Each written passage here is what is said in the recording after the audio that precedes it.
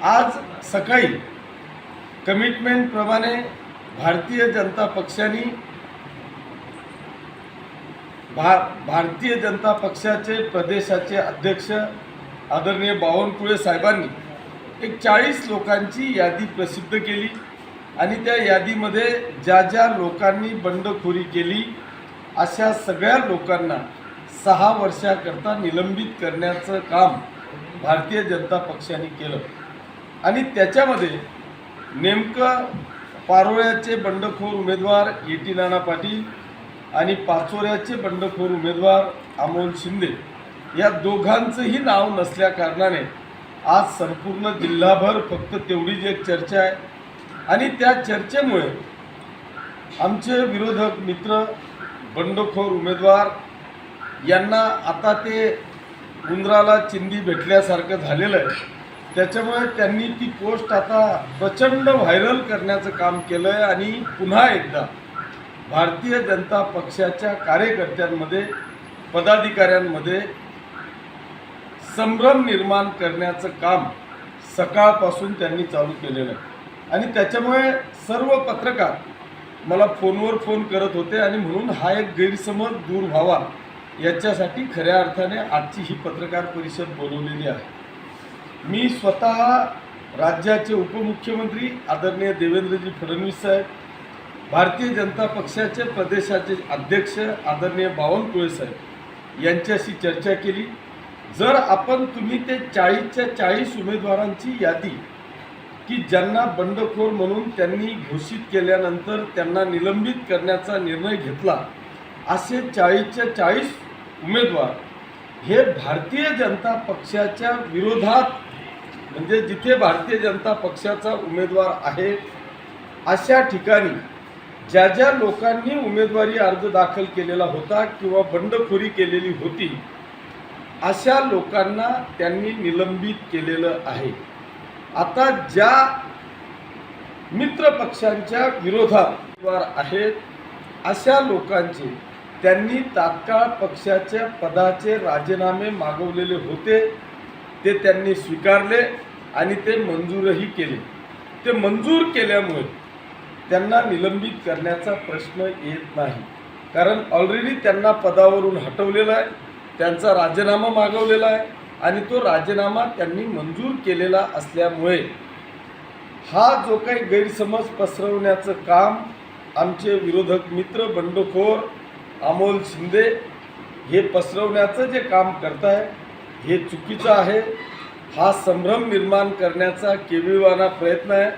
परंतु आता राज्यामध्ये ही जी युती आहे ही इतकी अभेद्य आहे की इथे आपल्या सगळ्यांच्या माहितीकरता सांगतो की या महाराष्ट्राच्या इलेक्शनमध्ये थेट या राज्यात या देशाचे पंतप्रधान आदरणीय मोदी साहेब, भारतीय जनता पक्षाचे देशाचे नेते आदरणीय अमितजी शहा साहेब यांनी दोघांनी लक्ष घातल्यामुळे आता हा मतदारसंघ शिवसेनेचा असताना सुद्धा भारतीय जनता पक्षाचे गुजरातचे उपमहापौर यांना निरीक्षक म्हणून दिलेला आहे। ते स्वतः या मतदारसंघावर निगराणी ठेवून आहेत। इथे उद्या भारतीय जनता पक्षाचे खासदार की ज्यांच्यावर पूर्ण जिल्ह्याच्या 11 विधानसभेच्या उमेदवारांची जबाबदारी दिलेली आहे असे उद्या ते खासदार साहेब येत आहेत। आता ज्यांच्यावर विधानसभेची जबाबदारी आहे ते उपमहापौर येऊन मला भेटून गेले। त्यांचं नाव परिमल सिंग गोहल असं आहे आणि ते येऊन गेल्याच्या नंतर त्यांनी मला सांगितलं की आपण काळजी करण्याची आवश्यकता नाही, त्यांच्या समोरच मी आदरणीय बावनकुळे साहेबांशी बोललेलो आहे। त्याच्यामुळे आपण हा जो काही केविलवाणा प्रयत्न आमचे विरोधक मित्र करताय, हा भारतीय जनता पक्षाचा कार्यकर्ता आहे, हा विचारवंत कार्यकर्ता आहे। या अशा फसवणूक करणाऱ्या लोकांपासून तो 100% सावध झालेला आहे। मागच्या काळात त्यांनी अशाच पद्धतीचे चुकीचे संदेश देऊन त्या लोकांमध्ये संभ्रम करण्याचा प्रयत्न केला, मतदारांमध्ये संभ्रम निर्माण करण्याचा प्रयत्न केला। परंतु आता हा संभ्रम माझ्या माहितीप्रमाणे महाराष्ट्रात कुठेही नाही. ही युती अभेद्य आहे आणि ही अभेद्य असल्या कारणाने शिवसेना, भाजप, राष्ट्रवादी आणि RPIचे सर्व नेते या सगळ्या घडामोडींवर लक्ष ठेवून आहेत. त्याच्यामुळे हा असा कितीही नरेटिव्ह सेट करण्याचा प्रयत्न आमच्या विरोधकांनी केला तरी मित्र पक्षाच्या कुठल्याही कार्यकर्त्यावर, कुठल्याही मतदार बांधवावर याचा परिणाम होणार नाही एवढी खात्री मला या निमित्तानं द्यावीशी वाटते. शिंदेसोबत तर भाजपची जी आपली कार्यकारिणी आहे जळगावची तथा पाचोऱ्याची ते पत्रकार परिषद घेतील का या विषयावर? नक्कीच घेतील.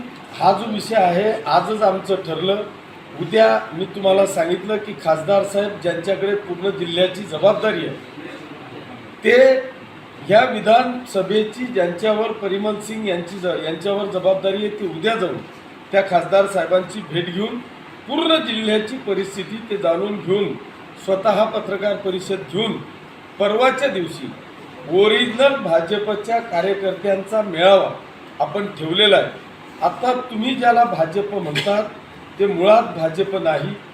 ज्या पद्धतीने करण पवारच्या माध्यमातून पारोळ्याला लोकसभेच्या वेळेत झालं, त्यांच्यावर जबाबदारी टाकली गेली. भारतीय जनता पक्षाच्या नेत्यांनी त्यांना सगळ्याच प्रकारची जबाबदारी दिली आणि त्यांनी त्यांच्या पद्धतीने त्यांच्या विचारांच्या कार्यकर्त्यांची निवड केली आणि ऐन लोकसभेला सगळी भारतीय जनता पक्ष पदाधिकाऱ्यांसह उबाठाच्या टांगणीला ते टांगले गेले असं चित्र त्या ठिकाणी होतं. ते चित्र पाचोरा शहरात किंवा तालुक्यात आहे.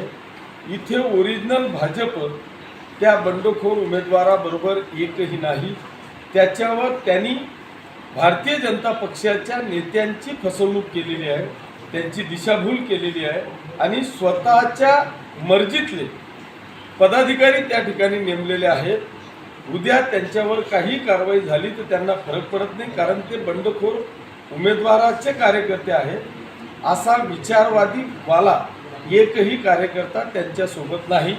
ओरिजिनल भाजप ह्या युतीसोबतच आहे. की ओरिजिनल भाजप जे आहे ते आमच्यासोबत प्रामाणिकपणे काम करतं आहे.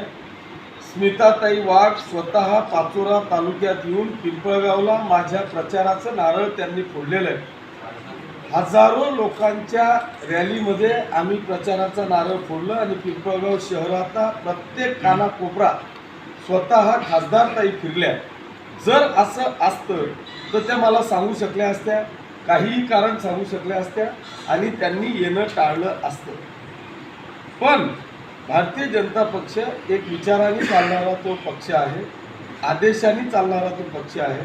त्यांना वरून आदेश आला आणि आदेशाचं पालन करत आपल्या लोकसभेच्या खासदार आदरणीय स्मिताताई वाघ यांच्या शुभ हस्ते आम्ही प्रचाराचं नारळ फोडलेलं आहे. निष्ठावान सर्व भाजपचे कार्यकर्ते तुमच्यासोबत आहेत? निश्चित निष्ठावान जेवढे भाजपचे कार्यकर्ते आहेत ते 100% माझ्या सोबत आहेत. ज्यांच्या घोंगड्या गुंतल्या आहेत ते बंडखोरासोबत. एक यादी जाहीर झाली पहिली, त्याच्यात बंडखोर जे आपण म्हणताय त्यांचं नाव नाहीये. मग ते नाव त्यात यावं किंवा दुसऱ्या यादीत त्यांचं नाव येऊन त्यांना त्या ठिकाणी निलंबित जे काय असेल कारवाई करण्यात येईल असं